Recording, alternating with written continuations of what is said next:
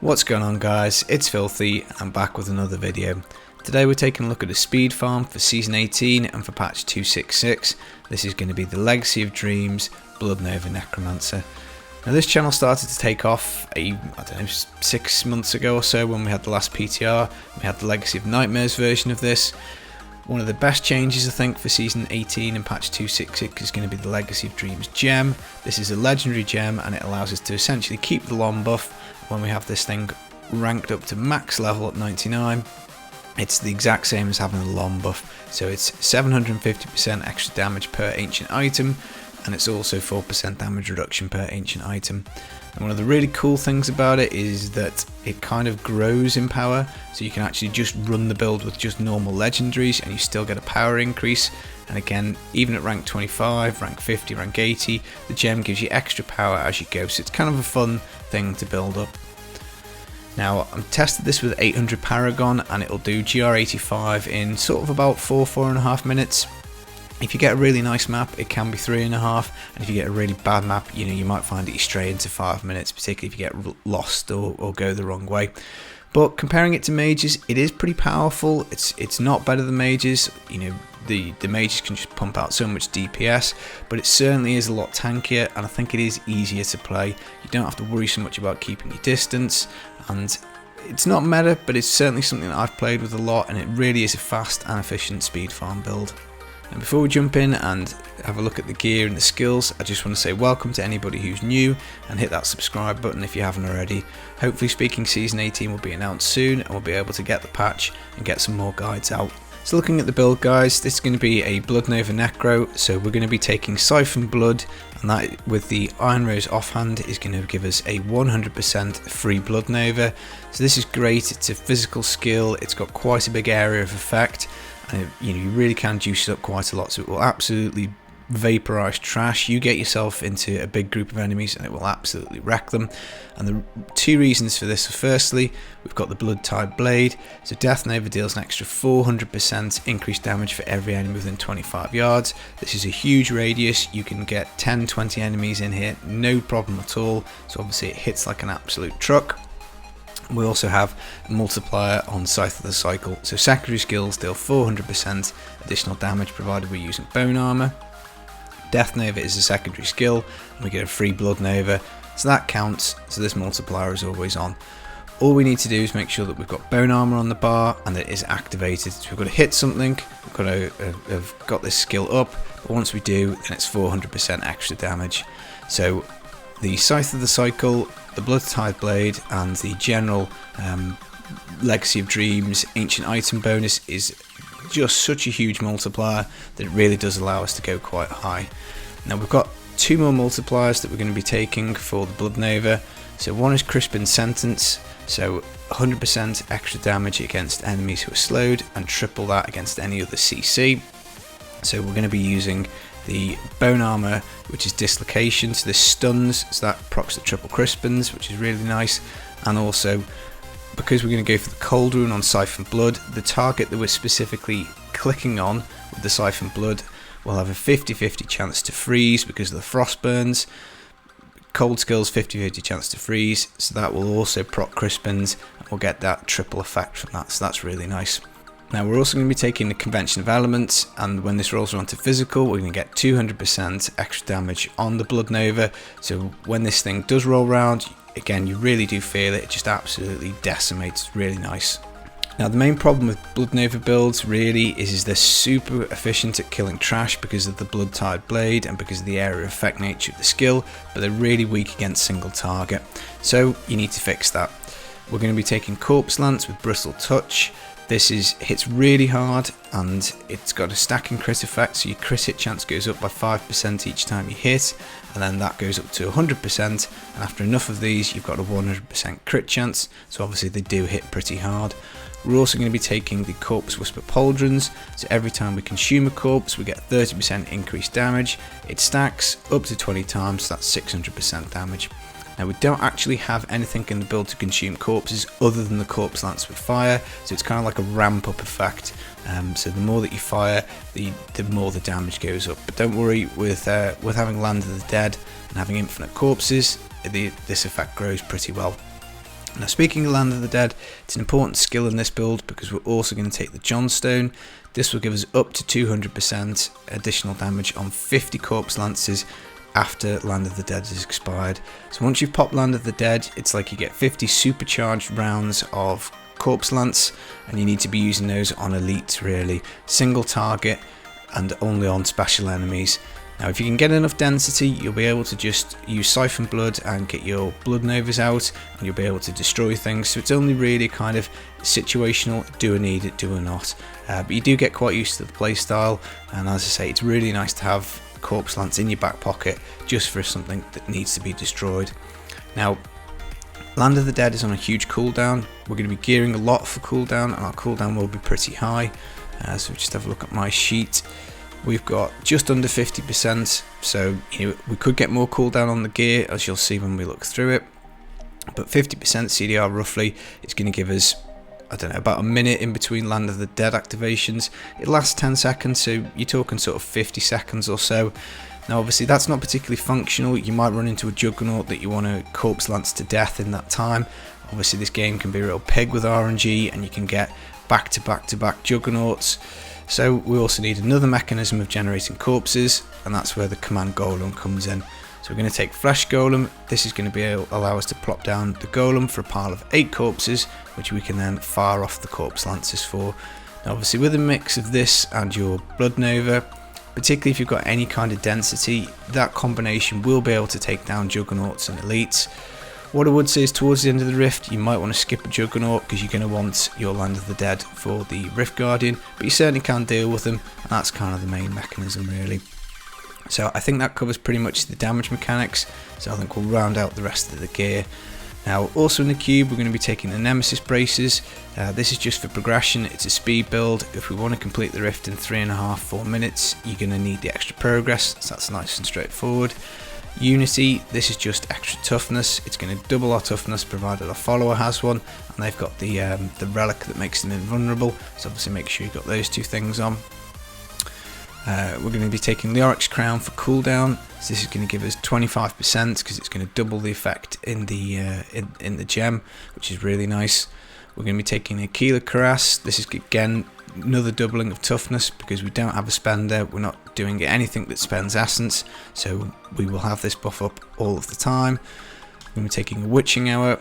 This is quite important because the single attack speed roll on here will actually get us up to the next break point for the Corpse Lance, and also it's got extra crit damage, which again is also just generally nice, but it's really nice for the Corpse Lance because we do get to that point where we get guaranteed crits with each one. We're going to be taking the Golem Skin Breeches for our trousers. This is great because it knocks 25 seconds off the Command Golem cooldown. So with the 50% CDR and the 25 seconds off this, it comes back really quickly. So as I say, if the game is a bit naughty and it gives you 3 Juggernauts in a row, you can still deal with it, which is really nice. We're going to be taking the Ancient Path on Defenders. This is just for toughness. This is obviously a melee build. You are in close proximity to lots of stuff that's going to be quite nasty. So what it basically does is, if you do have Land of the Dead activated, chances are you're going to be immortal because there'll be so many stunned enemies. But also, when you activate Bone Armor Dislocation, it just really shoots your toughness up. And again, this is on 10-second cooldown, so it's, it'll stun enemies for 2 seconds, so it comes back very quickly. So the Path and Defenders do actually provide you with quite a decent amount of mitigation. Plus you've also got your Cold and your Frostburns, which will proc you a 50-50 chance of a freeze. So again, that counts as a stun.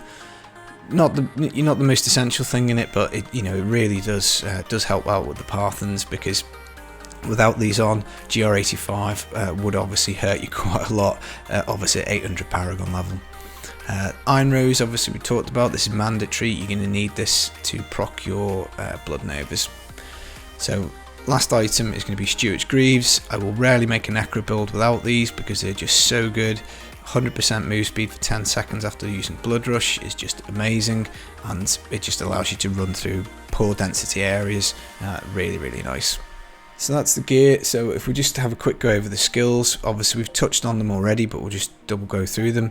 Siphon Blood Suppression, this is the cold. It allows us to proc the frost burns and get the potential freeze, and obviously we have to take a rune on Siphon Blood, so I just personally go for this one because it means that if you do want to click on a particular enemy, as long as it's not a juggernaut, you can freeze them, and then you're going to get your Crispin's bonus on them, so really nice. But you can swap this rune out if you want to try any others, that's absolutely fine. Corpse Lance, Brittle Touch, single target, obviously we covered that with the stacking crit effect. Command Golem, Flesh Golem, you just want the corpses, definitely the best rune to take for that one. Bone Armor Dislocation, again you're going to want to take this for the stun, just going to be the best rune for you.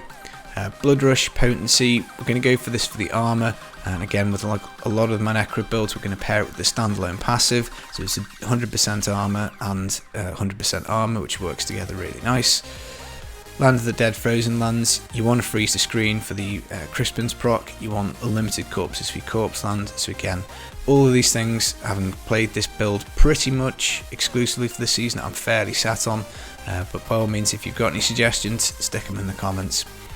Passives wise, Final Service, you're going to have to take this because occasionally you will get sucked into an explosion, you don't want to lose pools of refraction if you've got them. I personally find dying quite frustrating, so I do like to leave this on. Blood is Power, this is fantastic for this build, 20% extra cooldown if you lose 100% of your life, so that can be from teleporting, from taking damage. It will give you a proc near enough every use of Land of the Dead, so it's like an extra 20% cooldown on it, so it is really good. Standalone, obviously we've discussed, doubles the armor. And finally I've gone for Dark Reaping. We don't need any essence, but the 2% life per kill is really nice because a lot of the time you'll be charging head on into a group of huge trash. There are obviously effects on the ground, lava, molten, poison, you can be hit by spear chuckers. And what this does is when you get really high density, if you think about it, if you kill 10 enemies, you can get 20% of your life back, so that's really nice. So I tend to leave this on, but by all means, this is probably one that you could swap out. You could take Command of the Risen Dead for even more cooldown on your Golem, but it's probably not necessary. And you could take Fueled by Death, but you'd only really be proccing this with your Corpse Lances. So again, it's not maybe the best choice, but you could consider it. And then the only other one would be Wrathman's Shield for 4 seconds of invulnerability, but again I've played around quite a lot and I do quite like these 4 passives. So in terms of playstyle, when you jump into the Rift you need to activate Land of the Dead immediately and also Bone Armor. The Land of the Dead, it's only really there because you want to get those 50 macabre stacks. Once your first Land of the Dead cycle is done, then that 200% really does hit like a truck, so you do need it. Now legendary gem wise, we're going to be taking the Bane of the Trapped. This is just going to be a flat damage increase. The primary procs are secondary, so you'll always have this up unless it's a jug. And then we're going to go for the Bane of the Powerful. The 20% increased damage and 15% damage against elites is really nice, and the 15% damage reduction is really nice. But again, this is perfectly swappable. If you wanted to take something else, you could do, but obviously it's going to be a little bit of a drop in power. And now the third legendary gem slot here is empty. This is where your rank 99 Legacy of Dreams gem would go. Now in terms of paragon, I've left the 355 out for testing just because it kind of balances out the augments I've got on my gear, which are pretty low level, obviously quite casual player. But in terms of this, you want move speed up to 25%, and then everything would just go into intelligence. For offense, you obviously want cooldown reduction first, and then I'd probably say crit damage, then crit chance, and then attack speed, or possibly attack speed before crit chance because you want to get your breakpoint up. For defense, you're going to want to go armor, life percent, all res, and life regen, and then utility, area damage, life per hit, resource cost reduction, and gold find. So guys, I've played this build a lot this season. It is a lot of fun. It is an easy one to play. Now, I've actually got fairly lucky with the drops. The gear that I've got is decent, but as I say, I think GR85 with 800 paragon is not to be sniffed at. It is pretty efficient. 4-minute runs I'm pretty happy with. Mages, as I say, does do this a little bit quicker, but it is so much squishier. If anything sneezes on you at 85 with the mages on, you'll pretty much die. So I'm not the best at this game, so maybe that's why I like it. But anyway, let's have a look at the stats. So for your Scythe of the Cycle, you're going to want damage, so percent damage, intelligence, cooldown, and a socket. You want to get your secondary roll as close to 400% as possible. For your convention, again, lucky drop for me here, you want as close to 200% as possible, and then you want crit, cooldown, and a socket. For your Frostburns, you want intelligence, you don't want vitality really, you want crit, and cooldown. For your Corpse Whisper Pauldrons, I've gone for intelligence, vitality, life, and corpse lance damage. I think one corpse lance roll is fine for the build. I probably wouldn't roll a second one, but getting it somewhere is handy. Now cooldown probably would benefit me slightly more than maybe vitality, but obviously they're primals and I'm just going to keep them as they are. So for your Leoric's Crown, you'd want intelligence, vitality, crit chance, and a socket. For your Aquila, you just need to get an ancient one. The roll on it doesn't matter because you don't ever spend essence, but you would want intelligence, vitality, and probably armor rather than life percent. But I've got life on at the moment, so maybe I should re-roll that. For your Witching Hour, you want to roll on intelligence, vitality, attack speed, and crit hit damage would be really nice. For your Golem Breaches, intelligence, vitality, armor. Now obviously you don't use the golem that much, so I wouldn't sweat too hard on getting it near to 25 seconds for the cooldown, but obviously it it does help you out quite a lot. Stewart's Greaves as close to 100% as possible, and intelligence, vitality, armor, and move speed for those. For your Johnstone, as close to 200% as possible. Socket, crit, physical damage are obviously going to be nice, and then I've got intelligence, but obviously crit would probably be better. For the APDs, physical skills, intelligence, vitality, and crit chance. Now, physical skills, guys, the reason we're juicing those up is because we deal most of our damage through the Blood Nova, which is a physical skill, and obviously the Frostburns do cover us for some extra cold. For your Crispin Sentence, you want intelligence, you defaults with attack speed, so you're going to want socket, and then probably cooldown instead of vitality, or maybe one of the crits. And then for your Iron Rose, damage, intelligence, vitality, again cooldown, probably nice, crit hit chance. So you've got quite a few places you can roll your Corpse Lance damage. You could get it here instead of your shoulders, for instance, but it is what it is. Again, as I say, I've got fairly lucky to make this build and find 4 primals for it.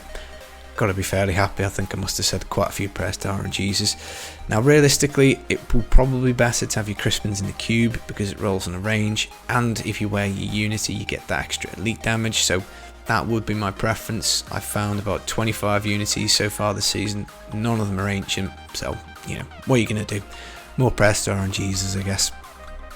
That's it, guys, that's the build. It's really viable for next season. It's going to be a fun one to rank up as you go. Maybe if you don't like playing Pestilence, you might want to get the Legacy of Dreams gem and go from there. I will be making a Necro starter guide, provided the season doesn't drop when I'm on holiday and I'm away. I will be doing a guide, so we'll cover a few different options that I've got in my mind. But yeah, that's the build. I hope you like it. If you have done, leave a thumbs up and subscribe if you want some more videos. I will catch you in the next one. Peace.